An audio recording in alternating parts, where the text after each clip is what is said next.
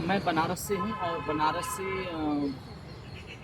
एक देश समान शिक्षा अभियान गरीब हो या अमीर हो सभी को एक समान शिक्षा प्रणाली के लिए लागू हो, इसकी अभियान को लेकर मैं दिल्ली जा रहा हूँ यात्रा करते हुए, लोगों से बात करते हुए, इसके बारे में लोगों को बताते हुए कि पूरे देश में एक समान शिक्षा लागू हो, इसकी आप सभी लोग मांग करिए। क्योंकि देखिए आज के डेट में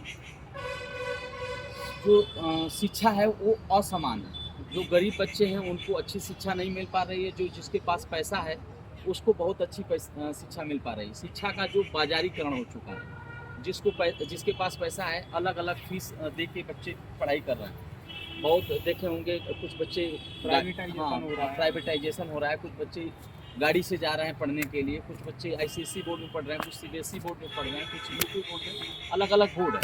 तो हमारा मांग है कि पूरे देश में जब नागरिक समान है, वन इलेक्शन हो सकता है, वन नेशन वन इलेक्शन हो सकता है, तो वन नेशन इक्वल एजुकेशन क्यों नहीं हो सकता है?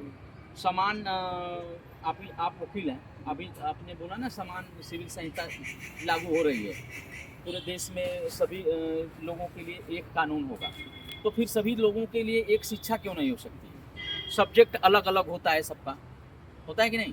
कहीं एनसीईआरटी पढ़ाया जा रहा है, कोई एनसीईआरटी पढ़ा रहा है, तो कोई बोर्ड है, कोई यूपी बोर्ड पढ़ा रहा है, कोई सीबीएसई बोर्ड पढ़ा रहा है। हमारी मांग है कि सभी बच्चों को एक ही किताब पढ़ाई जाए।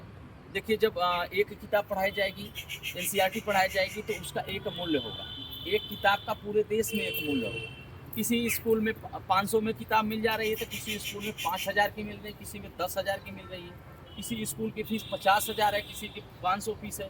सरकारी स्कूल में फ्री में पढ़ाया जा रहा है बच्चे। तो जब प्राइवेट की तरफ क्या बोलते हैं कि जब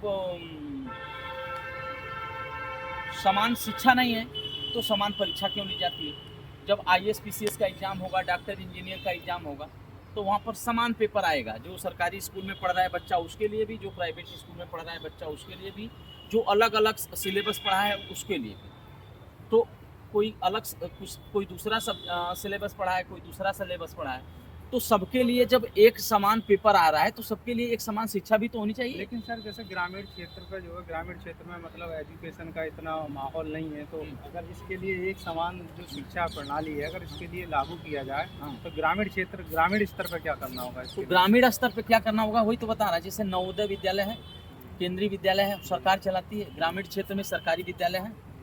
नवोदय विद्यालय में जो टीचर पढ़ाते हैं उतना ही वेतन सरकारी विद्यालय के भी टीचर को मिलता है। और सरकारी विद्यालय में भी बहुत फंड आते हैं, लेकिन वहाँ अच्छी पढ़ाई नहीं हो पा रही है। तो हमारी मांग है कि जो सरकारी विद्यालय है गांव में है उसको ही और सुविधा युक्त बनाया जाए और सुदृढ़ बनाया जाए। वहाँ ग्रामीण क्षेत्र पर क्वालिफाइड जा रहे हैं वो, तो उसका इम्प्लीमेंटेशन भी तो होना चाहिए। उसका इम्प्लीमेंटेशन कौन करवाए, किस स्तर से, किस तरीके से होना चाहिए उसका? देखिए जब आप ग्रामीण क्षेत्र पर टीचर कोई भी है, अब अच्छा खासा जो नई जनरेशन के टीचर जा रहे हैं वो अच्छे खासे वेल क्वालिफाइड टीचर जा रहे हैं। उनके पास ऐसा नहीं है कि उनके पास क्वालिफिकेशन की है, मतलब उनके पास नॉलेज की कमी है। लेकिन वो लोग 3 परीक्षा देके जा रहे हैं। वो आज की नई जनरेशन के टीचरों के पास सारा कुछ होने के बाद भी और वहाँ बच्चे नहीं जा पा रहे हैं। बच्चे नहीं जा रहे हैं, लेकिन उसका कहीं ना कहीं इम्प्लीमेंटेशन नहीं हो पा रहा है ना। तो उसके लिए ग्रामीण क्षेत्र में उसका मतलब एक तरीके से किस तरीके से प्रचार? देखिए लोगों को ये लगता है कि हमारा बच्चा सरकारी विद्यालय में जाएगा तो उसको अच्छी शिक्षा नहीं मिलेगी।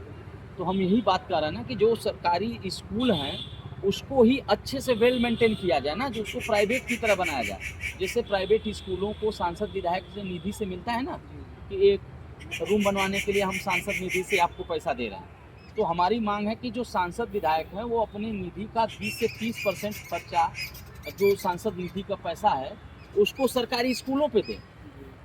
ठीक है, जब वो सांसद विधायक सरकारी स्कूलों को अपना निधि का पैसा देंगे तो वहाँ कुर्सी लगेगा, मेज लगेगा, टेबल लगेगा, रूम बनेगा, वाईफाई लगेगी, कंप्यूटर लगेगा, सारी व्यवस्था हो जाएगी।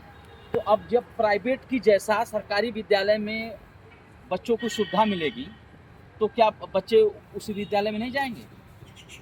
अभी कुछ